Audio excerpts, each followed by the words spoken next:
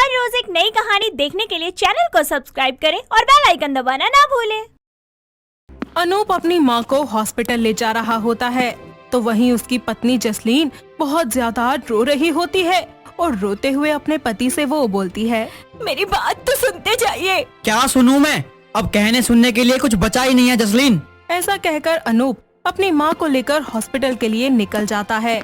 जसलीन अकेले घर पर रह जाती है और अपने कमरे में बैठकर वहाँ पर रोते हुए सोचती है, माँ जी, आपके लिए आलू के पराठे बना दूं? हाँ बहू बना दे, बहुत जोरों से भूख लगी है। जसलीन रसोई में जाकर गीता के लिए खाना बनाने लगती है।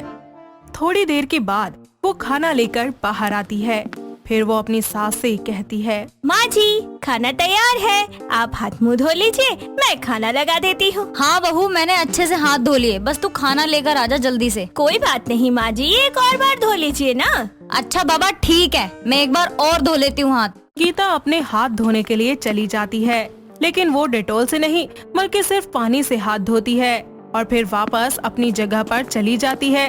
तो जसलीन अपनी सास से पूछती है, माँ जी, आपने हाथ नहीं धोए ना? क्या बहू, अभी तो धोकर आई थी। झूठ बोलने का कोई फायदा नहीं है। कैसा झूठ? अगर आप ठीक से धोकर आती तो मुझे आपके हाथों से डेटॉल की खुशबू आ रही होती, लेकिन ऐसा तो कुछ भी नहीं है। अच्छा, तो अब इतनी सी बात पर तुम मुझसे बहस करेगी? बात बहस तक पहुँचते ही नहीं, अगर आप शराफत से मान लेती। जसलीन गीता को डेटॉल से हाथ धोने के लिए मजबूर कर देती है। गीता डेटॉल से हाथ धोकर वापस आती है तो जसलीन उससे कहती है, वाह, क्या खुशबू है माँ जी, कैसी लगी आपको? ये खुशबू है? अरे मेरा तो दिमाग खराब हो रहा है इसे सूंघकर। क्या माँ जी, आपको तो कुछ भी नहीं पता। हाँ हाँ, मुझे तो कुछ भी नहीं पता। अब खाना मिलेगा या नहीं? सॉरी, अभी लेकर आई। जसलीन गीता को खाना दे देती है और गीता खाना शुरू करती है तो उसे खाने में कुछ अजीब सा टेस्ट आता है। वो कुछ देर तक तो खाना खा लेती है, लेकिन अब उसे ये टेस्ट और महक बिल्कुल भी बर्दाश्त नहीं होती। तो वो जसलीन को अपने पास बुलाकर उससे बोलती है, बहू, ये सब क्या है? मतलब खाना अच्छा नहीं बना क्या? अच्छा? अरे क्या बताऊं कि कितना अच्छा है, जरा एक बार खा कर तो देख। गीता अपने हाथों से जसलीन को उसका बनाया हुआ खाना खिलाती है और फिर उससे पूछती है, हाँ, अब बता कि कैसा लगा? अच्छा तो है माँ जी। कुछ अलग नहीं लगा तुझे? हाँ, थोड़ा नमक ज्यादा लग रहा है बस, बाकी सब ठीक है। अरे मंदबुद्धि, तुझे इसमें डेटॉल की महक नहीं आ रही है? अच्छा, तो आप कहना क्या चाह रही हो इतनी देर से? हाँ, वो क्यों? क्योंकि मैंने बर्तनों को डेटॉल से धोया था। हे भगवान, अरे क्या होगा इस लड़की का? अगर ऐसे ही चलता रहा तो एक दिन हम लोग भगवान को प्यारे हो जाएंगे। आप ऐसा क्यों कह रही हैं माँ जी? ये मैं नहीं, तेरी हरकतें बता रही हैं। ऐसा बोलकर गीता अपने कमरे में चली जाती है। इधर नीचे जसलीन सोचती है, यार, मुझे समझ ही नहीं आ रहा, आखिर मैंने ऐसा क्या कर दिया जो मेरी माँ जी बिना खाना खाए चली गई? अरे मैंने तो बर्तनों को डेटॉल से सिर्फ इसलिए धोया था ताकि बर्तनों के भी सारे जम्स मर जाएं। अरे जब हम स्वस्थ रहेंगे तभी तो हम मस्त रहेंगे, और वैसे भी डेटॉल कोई नुकसान देने वाली चीज तो है नहीं। पता नहीं माँ जी और ये कब ये बात समझेंगे। जसलीन अपनी सास के लिए एक कप अच्छी सी मसालेदार चाय बनाती है और फिर उसके पास उसके कमरे में ले जाकर उससे कहती है, माँ जी देखिए, मैं आपके लिए क्या लाई हूँ। क्या लाई है? कहीं इस बार फिर से वो डेटॉल की बोतल तो नहीं उठा के ले आई? कहीं मैं पीऊं और निकल लूं? नहीं माँ जी, ये क्या कह रही हैं?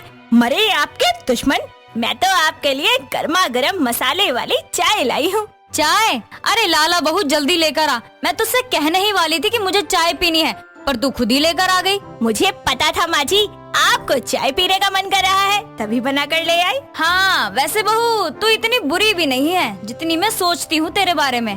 बुरी तो मैं बिल्कुल भी नहीं हूँ माँ जी, बस लोगों को लग जाता है कभी कभी। वो क्या है ना कि मैं साफ सफाई को लेकर कुछ ज्यादा ही सख्त हूँ, लेकिन क्या करूँ, वो भी तो जरूरी है। हाँ, शायद तो सही कह रही है बहू।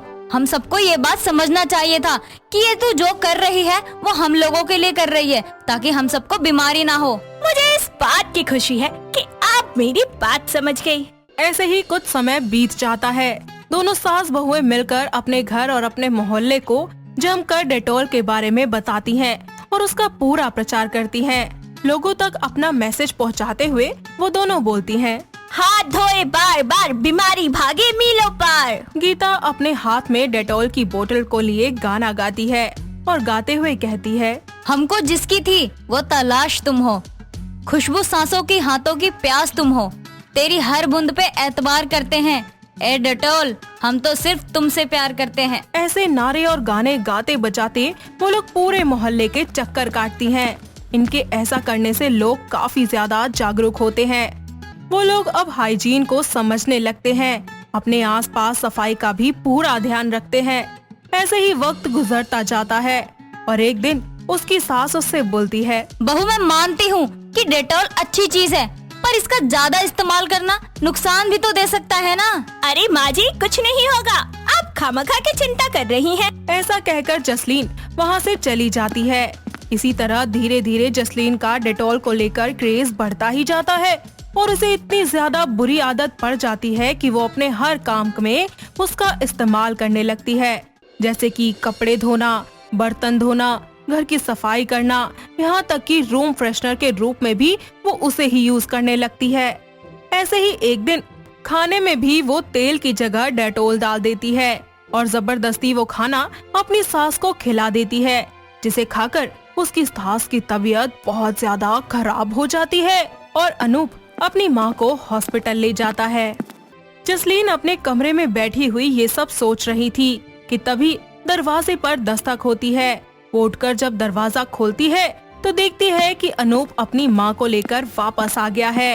तभी जसलीन अनूप से कहती है, अब कैसी है माँ जी? बच गई मेरी माँ, वरना आज तो तुमने इनको मार ही डाला था। यार खाने में कौन डिटोल डालता है? प्लीज मुझे माफ कर दीजिए, मैंने जानबूझकर कुछ नहीं किया था। तुमने चाहे जैसा भी किया हो, मेरी माँ की तो आवाज चली गई ना। क्या? ये कैसे हो सकता है? पर ऐसा हुआ है, डॉक्टर ने माँ का वोकल कॉर्ड निकाल लिया है। अनूप की बातें सुनकर जसलीन को बहुत बुरा लगता है, जिस पर वो अपनी सास के पैरों पर गिरकर उनसे माफी मांगते हुए कहती है, मुझे माफ कर दीजिए माँ जी, मेरी वजह से आपके साथ ये सब कुछ हो गया। गीता जसलीन को उठाकर उसके आंसू पोंछती है, साथ ही उसे अपने गले भी लगाती है। तभी अनूप कहता है, देखा, तुमने मेरी माँ के साथ इतना सब कुछ किया, फिर भी माँ ने तुम्हें माफ कर दिया और अपने गले से लगा लिया। हाँ बहुत अच्छी है माँ जी।